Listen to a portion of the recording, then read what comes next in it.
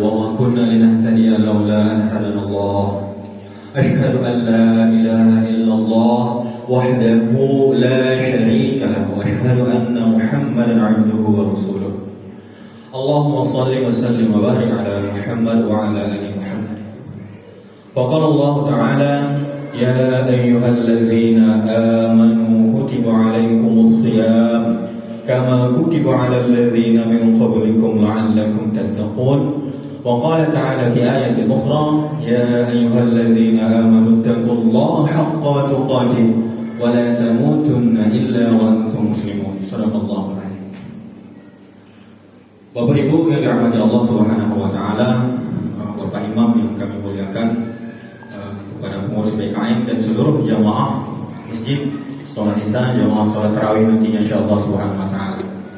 Mari kita bersyukur kepada Allah, mari sama-sama kita aturkan pujian tertinggi, sanjungan yang agung kepada Allah Subhanahu wa taala. Karena kalau bukan karena Allah yang memberikan kita nikmat keimanan, atau kalau bukan karena Allah yang memberikan kita pemahaman tentang keislaman, kita tidak akan berkumpul di masjid ini dalam rangka untuk menikmati bagaimana indahnya suasana ibadah secara bersama-sama di bulan yang penuh mulia ini. Mari sama-sama kita lepaskan alhamdulillahirabbil alamin. Tentu tak lupa kita haturkan salawat dan salam kepada baginda Nabi besar Muhammad sallallahu alaihi wasallam. Harapan kita mudah-mudahan senantiasa bisa melakukan sunnah-sunnahnya dan di akhirat kelak kita mendapatkan syafaatnya. Amin ya rabbal alamin. Dengan lafaz Allahumma shalli wa sallim wa barik ala Muhammad wa ala ali Muhammad. Tentu kita selalu berdoa kepada Allah Subhanahu wa taala, mudah-mudahan Allah senantiasa memberikan kita kesehatan, hidayah sehingga kita kuat untuk melaksanakan ibadah di bulan Ramadan ini sampai tuntas. Amin ya rabbal alamin.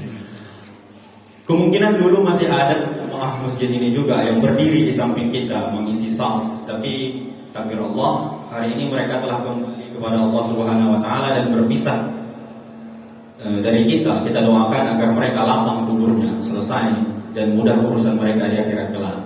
Dan siapapun yang telah berkontribusi besar, berkontribusi sekecil apapun sehingga kita bisa nyaman beribadah di masjid ini, mudah-mudahan kita dan mereka dimudahkan oleh Allah urusannya baik di dunia maupun di akhirat. Amin ya rabbal alamin. Hari ini kita sudah puasa belasan hari, ada yang mungkin lebih satu hari dalam hitungan lain dan ada yang mengikut pemerintah dalam hitungan yang kurang satu hari. Kita sebenarnya dipandang dari sudut manapun kita tak usah berdebat soal itu, karena yang terpenting adalah kita tetap berpuasa. Dan yang paling penting juga kita ingin melihat sejauh mana progres puasa itu di dalam diri kita. Maksud saya, sejauh mana membekas puasa itu di dalam diri kita. Kita sudah belasan hari bulan Ramadan, malam ini malam 13 ya Pak?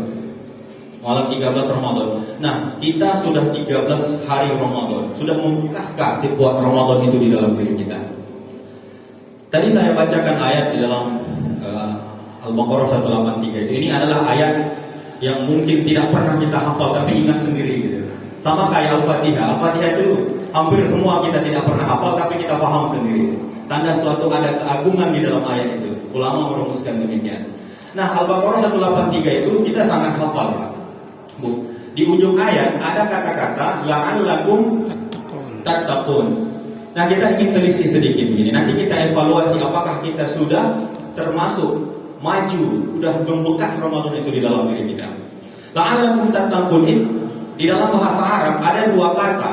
Ketika kita ingin mengatakan sesuatu yang kita inginkan, ada dua kata setidaknya. Yang pertama laita, yang kedua la'alla.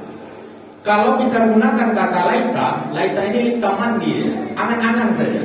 Sama hal kalau kita mengatakan andai aku muda kembali, itu mustahil secara logis, secara rasional itu mustahil. Kata laita ini salah satunya bisa kita temukan di dalam An-Naba itu. Yang orang-orang kafir ngomong ya laitani kuntu turaba. Nanti orang kafir di akhirat itu berangan-angan mereka Pak, karena sadis di akhirat itu mereka berangan-angan mending dulu jadi tanah aja deh. Ya itu mustahil, itu sudah di akhirat. Nah, kata-kata laita itu mustahil terjadi. Tapi beda dia dengan la'alla. Kalau la'alla ini tolabul amri lil mahbub. Dia menuntut sesuatu yang kita inginkan dan itu jaiz terjadi. Jaiz itu kemungkinan terjadi bisa gitu. Jadi kita menginginkan ini, menginginkan itu, sesuatu itu mungkin dicapai, kita pakai la'alla. Jadi di dalam ayat ini la'allakum tattaqun, mudah-mudahan kalian bertakwa. Yang mengatakan la'alla ini Allah. Seandainya kalau saya yang mengatakan la'allakum tattaqun, mudah-mudahan kalian bertakwa, tentu kita bisa bertanya, apa kapasitasnya kok bisa mengklaim begitu-gitu. Tapi kita tahu ayat ini datang dari Allah. Allah mengatakan la'allakum tattaqun. Jadi pertanyaannya muncul, apakah mungkin sesuatu yang diinginkan Allah itu tidak terjadi? Mustahil. Setiap segala sesuatu yang diinginkan Allah itu pasti akan terjadi. Jadi makanya di dalam beberapa tafsir kita bisa baca makna dari la'allakum tattaqun ini bukan hanya sekedar mudah-mudahan kalian bertakwa, tapi kalian pasti bertakwa, begitu kira-kira. Karena Allah yang berharap itu. Allah berharap kita bertakwa. Tentu kalau Allah sudah mengatakan itu tidak mungkin tidak terjadi, pasti terjadi. Makanya dalam beberapa tafsir mengartikan ayat ini kalian pasti bertakwa. Nah, kira-kira sekarang dalam 13 Ramadan ini kita sudah termasuk orang-orang yang bertakwa belum? Ada nggak bekasnya?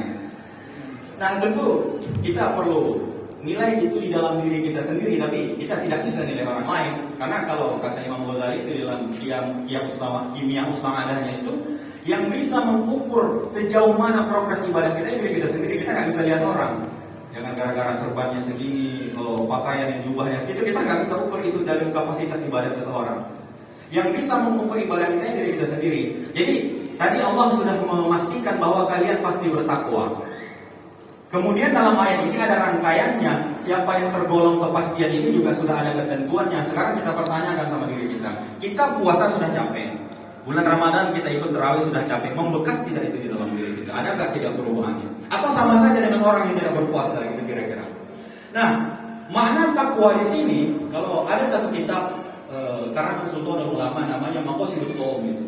Beliau Izzuddin bin Abi Salam itu dia kumpulkan semua Qur'annya dan semua sunnahnya, kemudian beliau rangkai, kemudian apa makna di balik puasa itu sebenarnya. Begini, Bapak Ibu yang dirahmati Allah.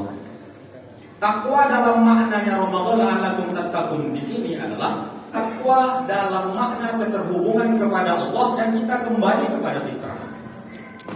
Setidaknya begini, tadi juga saya sudah bacakan, kalau bapak-bapak mungkin sudah sering dengar ayat yang wala tamutunna illa wa antum muslimun ittaqullah, kata-kata khatib sering kan. Nah, di dalam ayat ini Pak, ada maknanya haqqa tuqatih. Kita ingin melihat apa makna ketakwaan itu.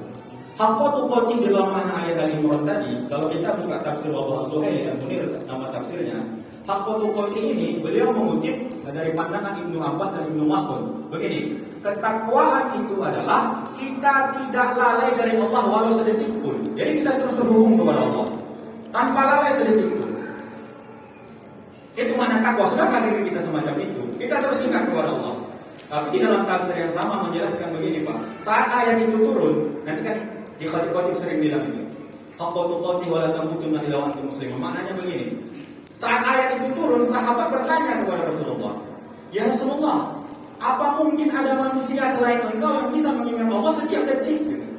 Jadi dalam tafsir ini menjelaskan sahabat keberatan gitu Pak.